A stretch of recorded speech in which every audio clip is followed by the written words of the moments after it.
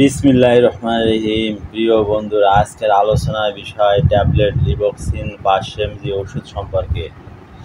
এই ওষুধটিতে উপাদান আছে লিভোফ্লক্সাসিন ইউএসপি 500 mg আর প্রস্তুতকারক কোম্পানি ইনসেপ্টা ফার্মাসিউটিক্যালস লিমিটেড।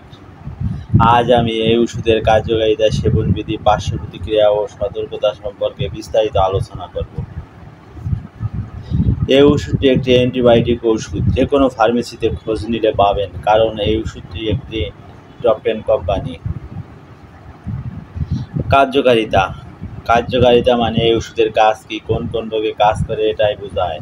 তো কার্যকারিতা হলো ব্যাকটেরিয়া দ্বারা যে ইনফেকশন সৃষ্টি হয় মানবদেহে, সেই সব রোগের সমস্যায় কার্যকর ওষুধ।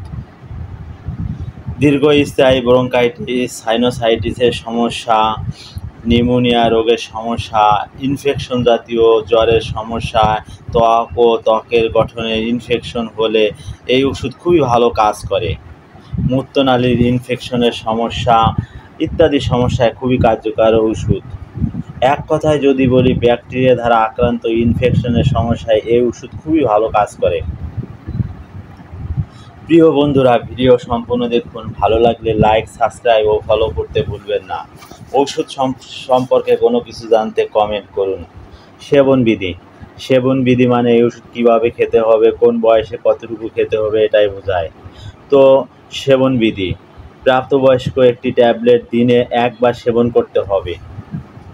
7 থেকে 14 দিন পর্যন্ত সেবন করা যাবে, অথবা একজন চিকিৎসকের পরামর্শ অনুযায়ী সেবন করতে হবে।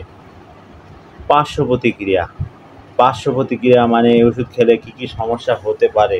সমস্যা হবে এমন কোনো কথা নয়, তবে কিছু কিছু লোকের ক্ষেত্রে সমস্যা দেখা দিতে পারে।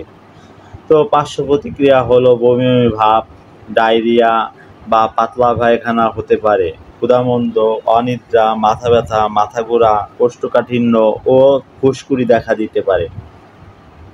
সাধারণত এগুলিই পার্শ্ব প্রতিক্রিয়া। সতর্কতা মানে এই ওষুধ কারা কারা খেতে পারবে না, খেতে চাইলে সতর্কতা অবলম্বন করতে হবে, এটাই বোঝায়। তো সতর্কতা হলো, গর্ভবতী ও স্তন্যদানকারী মায়েরা এই ওষুধ খেতে পারবেন না। খেতে চাইলে অবশ্যই একজন চিকিৎসকের পরামর্শ অনুযায়ী সেবন করতে হবে। এই ওষুধ ক্রয় করার পূর্বে অবশ্যই ডেট দেখে ক্রয় করবেন। শিশুদের নাগালে বাইরে রাখুন। সুস্থ থাকুন আর সুস্থতা কামনা করি। পিতামাতা, আত্মীয় স্বজন, অনাথ ও দরিদ্রদের প্রতি সৎ ব্যবহার করবে এবং মানুষের সাথে সৎ আলাপ করবে। সালাত কায়েম করবে এবং যাকাত দিবে। সূরা আল বাকারা আয়াত 83।